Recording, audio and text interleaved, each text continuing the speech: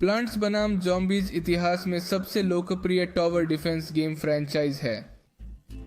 किसी भी खेल को खेलना कितना आसान है, वे कितने मज़ेदार हैं और उनकी अनोखी हास्य भावना के कारण। अब किसी कारण के लिए बहुत से लोग चाहते थे कि मैं इस खेल को कवर करूं, जिसमें पौधे कैसे काम करते हैं यह बताया जाए। मैं इन लोगों को याद दिलाना चाहूंगा कि तर्क प्लांट्स बनाम ज़ॉम्बीज का मजबूत पक्ष नहीं है। एक ऐसा खेल जिसमें हम लाशों के झुंड को रोकने के लिए ऐसे पागलों का उपयोग करते हैं जिनकी आंखें अपने आकार के कारण गिनीज रिकॉर्ड जीत सकती हैं। लेकिन सच तो यह है कि मुझे यह विषय काफी दिलचस्प लगा, क्योंकि इसमें कई बातें हैं जिन्हें मैं नीचे समझाऊंगा। इसलिए आज हम इस वीडियो गेम में पौधे कैसे काम करते हैं इस बारे में बात करेंगे। सबसे पहले हमें यह जानना होगा कि वे कहां से आए हैं। शुरू में गेम डेवलपर ने पौधों को लागू किया क्योंकि वे स्थिर थे, और ज़ॉम्बी क्योंकि वे धीमे थे, और इससे उन्हें एक नए टावर रक्षा खेल के लिए एक ठोस आधार मिला। इस प्रकार हमारे प्रिय वीडियो गेम की अवधारणा शुरू हुई, और यह स्पष्ट है कि उन्होंने इसके पीछे कोई मजबूत तर्क नहीं सोचा था। हम इसे प्लांट्स वर्सेस ज़ॉम्बीज की कथित कहानी में और भी अधिक देख सकते हैं, जो इतनी असंगत है कि उसमें कोई ठोस तर्क नहीं है। शुरुआत के लिए कॉमिक्स में। इस वीडियो के लिए शोध करने से पहले मुझे इस बात का पता नहीं था कि यह क्रेजी डेव है जो अपनी प्रयोगशाला में सभी पौधों का निर्माण करता है, और हम देखते हैं कि ये पौधे उसके द्वारा संशोधित विभिन्न प्रजातियों के अलावा और कुछ नहीं है। स्मरण करें कि क्रेजी डेव वही सज्जन व्यक्ति है जिसके सिर पर घड़ा है, जो हमें प्लांट्स बनाम ज़ॉम्बीज गेम में यांत्रिकी सिखाता है। इन खेलों में यह पृष्ठभूमि बहुत विचित्र है तथा इसके बारे में अधिक कुछ नहीं बताया गया है। पहले गेम में हमारे पास ब्लूम एंड ड्यूम कॉर्पोरेशन नामक कंपनी द्वारा ब्रांडेड बीज पैकेट थे। इस प्रकार यह कंपनी ही वह होगी जिसने पौधों का निर्माण किया होगा, और वे फिर भी मानव उत्पाद ही होंगे। बात यह है कि दूसरा गेम इन सब बातों को नजरअंदाज कर देता है, और समय यात्रा की शुरुआत के साथ हमें मानव के अस्तित्व से पहले प्रागैतिहासिक काल में पौधों और ज़ॉम्बी के बीच लड़ाई दिखाई गई है। इस बात को छोड़ दें कि यह बहुत दुर्लभ है कि पौधे कम विकसित संस्करण में अस्तित्व में थे। मानव प्रजाति के अस्तित्व से पहले हमारे पास ज़ॉम्बी मौजूद थे। इससे यह प्रतीत होता है कि पौधे और ज़ॉम्बी दो अलग अलग प्रजातियां हैं जो मानवता के साथ सह अस्तित्व में हैं, और बाद के खेलों में भी यही बात सामने आई है। गार्डन वॉरफेयर में हम रोज को देखते हैं, जो एक ऐसा पौधा है जो अतीत से आता है, और हमारे पास एक पोस्टर भी है जिसमें दिखाया गया है कि डॉ मुख्य प्रतिपक्षी ज़ॉम्बोस और क्रेजी डेव ने एक विज्ञान मेले में एक साथ प्रतिस्पर्धा की। इन सब के अलावा आपके मस्तिष्क की सुरक्षा के लिए आधिकारिक मार्गदर्शिका प्लांट्स बनाम ज़ॉम्बीज पुस्तक हमें बताती है कि सरकार ही वह थी जिसने अनजाने में ज़ॉम्बीज का निर्माण किया था। अतः यहाँ हमारे सामने निरंतर असंगति का स्पष्ट मामला है। जाहिर है हुआ यह है कि पहले गेम में उन्होंने पौधों को डेव द्वारा बनाए जाने का इरादा किया था और ज़ॉम्बी को साधारण ज़ॉम्बी ही होना था, लेकिन दूसरे गेम के लिए उन्होंने समय यात्रा को शामिल कर लिया।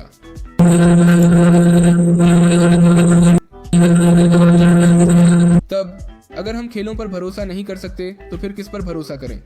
खैर, अधिकांश पौधे वास्तविक पौधों पर आधारित हैं, और आश्चर्य की बात यह है कि कई वास्तविक पौधे हैं जो वीडियो गेम में पौधों की क्षमताओं को साझा करते हैं। इसलिए हम पूरी तरह से प्रकृति पर निर्भर रहेंगे।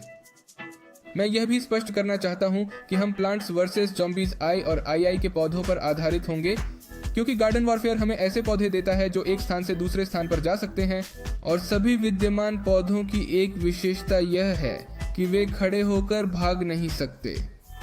इसलिए हम उस भाग को नजरअंदाज कर देंगे, क्योंकि प्लांट्स वर्सेस ज़ॉम्बीज नाम का अर्थ बदले बिना इसे समझाया नहीं जा सकता। मूलतः हम यह समझाने पर ध्यान केंद्रित करेंगे कि प्रत्येक संयंत्र वास्तविक दुनिया में किस प्रकार कार्य करेगा, बिना इस विषय में उलझे कि उदाहरण के लिए आखिर उनकी आंखें कैसे हैं, या गेम के विवरण में ऐसा क्यों लगता है कि उनमें से कई का व्यवसाय और पूरा जीवन प्लांट्स बनाम ज़ॉम्बीज से परे है। तो चलिए सबसे महत्वपूर्ण पौधे, मुख्य पौधे और इस वीडियो गेम में सबसे दिलचस्प पौधों में से एक से शुरुआत करते हैं, जो कि पीस पेयर है। प्लांट्स बनाम ज़ॉम्बी आई और आई में इसके बहुत सारे रूप हैं, जैसे कि रिपीटर, मटर फ्रीजर, प्लांट्स बनाम ज़ॉम्बीज आई पॉड, और इनमें से प्रत्येक के सभी प्रकार। ये सभी पौधे एक ही प्रजाति पर आधारित हैं, पीसोम सेटिवम। यह एक ऐसा पौधा है जिसकी खेती इसके छोटे बीजों को प्राप्त करने के लिए की जाती है, जिन्हें मटर के रूप में जाना जाता है। समस्या यह है कि मटर के पौधे मटर के दाने नहीं उगते, और वास्तव में वे वीडियो गेम में दिखाए गए मटर के दाने जैसे भी नहीं दिखते। लेकिन इसका मतलब यह नहीं है कि ऐसे कोई पौधे नहीं हैं जो बीज पैदा करते हों। मटर के पौधे की एक विशेषता यह है कि यह फलियों में मटर देता है, और एक रोचक बात यह है कि कुछ पौधे ऐसे भी हैं जो फलियों से ही बीज निकालते हैं। इसका सबसे स्पष्ट उदाहरण मुझे बायोडायवर्सिटी शॉर्ट्स द्वारा बनाया गया यह वीडियो मिला। यहाँ हम एक ऐसा पौधा देख सकते हैं जिसके बारे में माना जाता है कि यह रेशम का पेड़ या इसी प्रकार की कोई अन्य प्रजाति है। यह अपने बीजों को काफी लंबी दूरी तक लगभग 30 किलोमीटर प्रति घंटे की गति से गिराता है। यह तंत्र सूर्य की गर्मी से सक्रिय होता है जो आवरण के अंदर के राल को पिघला देता है तथा उत्पन्न तनाव बीज को कई मीटर दूर तक फेंक देता है। यह विधि विभिन्न संयंत्रों द्वारा दोहराई जाती है तथा इसकी प्रभावशीलता भी अलग अलग होती है। ऐसे कई आर्किड वृक्ष हैं जिनकी फलियां बड़ी होती हैं तथा उनसे बीज लगभग 50 फीट की ऊंचाई तक गिर सकते हैं और मैक्सिकन पेटूनिया अपने बीजों को कम दूरी पर फेंक सकता है। हमारे पास भी इसी तंत्र वाले कुछ कृपाण हैं और अंत में कई बैंगनी फूल और उनके रिश्तेदार। और यद्यपि यह विधि आज के विषय के लिए काफी उपयुक्त लगती है, मेरे पास पौधों का उपयोग करके लाश से खुद का बचाव करने का एक बेहतर विकल्प है। हालांकि मैं आपको इसे आजमाने की सलाह नहीं देता। शैतान का अचार, जिसे कड़वा खीरा भी कहा जाता है, अपने जहरीले अचार जैसे फल को लगभग 100 किलोमीटर प्रति घंटे की गति से फेंकता है। इतनी प्रभावशाली गति तक पहुंचने के लिए अंदर के पानी के दबाव का उपयोग करना।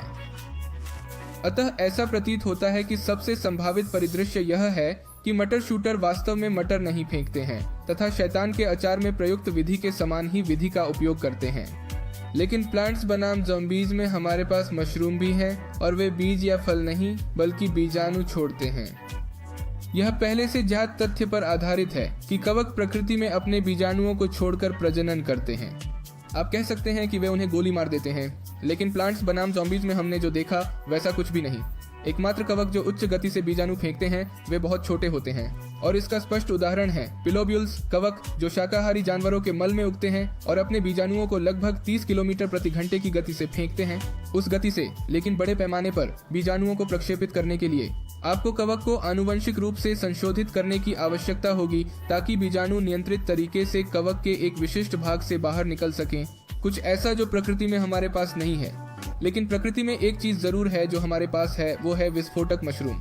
गैस्ट्रॉइड मशरूम, जिन्हें पफबॉल के नाम से जाना जाता है, अपने बीजाणुओं को आंतरिक रूप से बनाते हैं और उन्हें अन्य मशरूमों की तरह बाहर न निकालें, बल्कि उन्हें तब तक अंदर ही रखें जब तक कि कोई अन्य उन्हें खोल न दे, सूख कर टूट न जाए या बहुत विशिष्ट मामलों में विस्फोट। उनमें फ्रैक्चर होना या किसी का उन पर पैर पड़ जाना सामान्य बात है, लेकिन विस्फोट बिल्कुल भी हिंसक नहीं होता।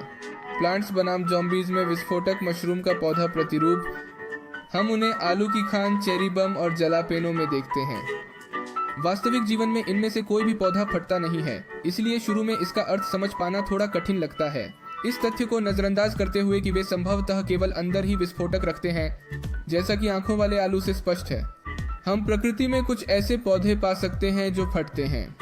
इनमें से कई ऐसे हैं जो पौधों द्वारा प्रयोग किए जाने वाले तरीके के अधिक चरम संस्करण हैं, जो अपनी फलियों से बीज निकालते हैं। उदाहरण के लिए हमारे पास टच मी नट्स या इम्पैशंस हैं, जो उन फलियों को छूने पर हिंसक रूप से फट जाते हैं जिनमें वे बीज रखते हैं। हुरा क्रेपिटेंस वृक्ष, जिसे भारतीय बीन, जाविलो या पीला कपोक के नाम से जाना जाता है, इसमें ऐसे फल होते हैं जो बहुत हिंसक रूप से फटते हैं, जो बंदूक की गोली की आवाज के समान लगता है, और कुछ लोग इसे प्रकृति का ग्रेनेड भी कहते हैं। इसके अलावा कुछ पौधों की प्रजातियां जिनकी फलियां छुई मुई की तरह ही फटती हैं। हमारे पास मेरा पसंदीदा उदाहरण है फटने वाला खीरा। यह शैतान के अचार से बहुत अलग है क्योंकि इसे गोली से नहीं मारा जाता, बल्कि यह हिंसक रूप से फटता है और गैरकिन के विपरीत यह खाने योग्य होता है। ये पकने पर अपने बीजों को फैलाने के लिए फट जाते हैं तथा पीले कपोक के फल के अलावा वनस्पति जगत में यह सबसे निकटतम एंटी पर्सनल विस्फोटक है। प्लांट्स बनाम ज़ॉम्बीज में एक और दिलचस्प पौधा कैक्टस है, जो प्लांट्स बनाम ज़ॉम्बीज आई में कई अन्य पौधों के साथ वापस आता है जिनमें कांटे भी निकलते हैं। वास्तविकता में ऐसे कोई कैक्टस नहीं होते जो कांटे उगलते हों, या कम से कम इस बात को औपचारिक रूप से स्वीकार नहीं किया गया है। मुझे इंटरनेट पर कैक्टस के बारे में कहानियां और किस्से मिले हैं जो अपने आप ही अपनी रीढ़ की हड्डी को बाहर निकाल लेते हैं, विशेष रूप से नोपल या फ्लैट कैक्टस को निशाना बनाते हुए, जबकि कुछ लोग कह रहे हैं कि वे इसका प्रयोग जानवरों या अन्य पौधों के विरुद्ध रक्षा तंत्र के रूप में करते हैं। ये केवल एक किंवदंती है, लेकिन मुझे इतनी सारी कहानियां और उल्लेख मिले कि मुझे लगा कि इसका उल्लेख करना काफी दिलचस्प होगा। सूची में अगला संयंत्र। यह पौधा एक मैला ढोने वाला पौधा है जो स्पष्ट रूप से वीनस फ्लाई ट्रैप पर आधारित है, जो लोकप्रिय संस्कृति में सबसे प्रसिद्ध मांसाहारी पौधों में से एक है। पौधे के चमकीले रंग और इससे निकलने वाले रस के कारण कीट इसकी पत्तियों में लगे जाल की ओर आकर्षित होते हैं। वीनस फ्लाई ट्रैप में बाल होते हैं जो कीट के संपर्क में आने पर पत्ती को अविश्वसनीय गति से बंद कर देते हैं। ऐसा कहा जाता है कि दांत शिकार को भागने से रोकते हैं, और यदि शिकार बड़ा हो तो पौधे को अपना जाल कसकर बंद करना पड़ता है, इससे पहले कि वह इसे पचाना शुरू करे। एक बार यह बंद हो जाए तो पाचन शुरू हो जाता है, जिसमें लगभग हमेशा 7 से 10 दिन लगते हैं। दिलचस्प बात यह है कि जाल में यह प्रक्रिया केवल 3 से 4 बार ही होती है। उसके बाद प्रकाश संश्लेषण अपने आप हो जाता है। मेरी राय में ये सभी पौधों की श्रेणियां हैं जिन्हें हम यथार्थवादी वातावरण में शामिल कर सकते हैं। हमारे पास बेतुके पौधे हैं, जैसे कि प्लांट्स बनाम प्लांट्स में अंगूर, ज़ॉम्बीज़ आई जो प्लाज्मा शूट करता है, वह अनंत अखरोट जिसे वास्तव में किसी स्पष्टीकरण की आवश्यकता नहीं है। हमारे पास ऐसे पौधे हैं जो एक गुलेल से अधिक कुछ नहीं है, और कई अन्य के अलावा हमारे पास मिमिक, एक माइम आलू है जो किसी भी अन्य पौधे की नकल कर सकता है। हमारे पास ऐसे पौधे हैं जो आग छोड़ते हैं, ऐसे पौधे हैं जो बर्फ छोड़ते हैं, ऐसे पौधे हैं जो उड़ते हैं, और एक पौधा जिसे बिल्ली की पूंछ कहा जाता है, जो एक बिल्ली के चेहरे के अलावा और कुछ नहीं है, जिसके सिर पर एक टोपी लगी होती है जो अपनी पूंछ से कांटे उगलती है। मुद्दा यह है कि भले ही हम उनमें से कुछ को समझा सकें, लेकिन उनमें से अधिकांश का कोई मतलब नहीं है, कम से कम वास्तविक दुनिया में तो नहीं। लेकिन खेल में विचित्र बात यह है कि वे ऐसा नहीं करते, आवश्यक रूप से नहीं। एक बात जो मुझे बहुत ही रोचक लगी वह यह कि हालांकि यह काफी सुसंगत है, लेकिन ऐसा लगता है कि उनके पास संयंत्र शक्तियों के लिए कुछ हद तक सुसंगत कहानी है। गहन गाजर का वर्णन हमें बताता है कि वह गिरे हुए पौधों को पुनर्जीवित करने के लिए विटामिन और जादू का उपयोग करती है। हेजल चुड़ैल का वर्णन हमें बताता है कि वह जादू मंत्र का उपयोग करके लाशों को मशरूम में बदल देती है। और प्लांटन का वर्णन हमें बताता है कि वह अंधकार को अवशोषित करती है और प्रकाश को बाहर निकालती है तथा अंधकारमय शक्तियों और जादुई शक्तियों का उपयोग करती है। बेशक बाहर से देखने पर यह स्पष्ट है कि यह किसी ऐसी चीज के लिए एक आसान व्याख्या है जो तर्क को चुनौती देती है, लेकिन हमारे पास पर्याप्त सबूत हैं कि वास्तव में सभी पौधों की उत्पत्ति जादुई होती है। सभी पौधों की उत्पत्ति जादुई होती है।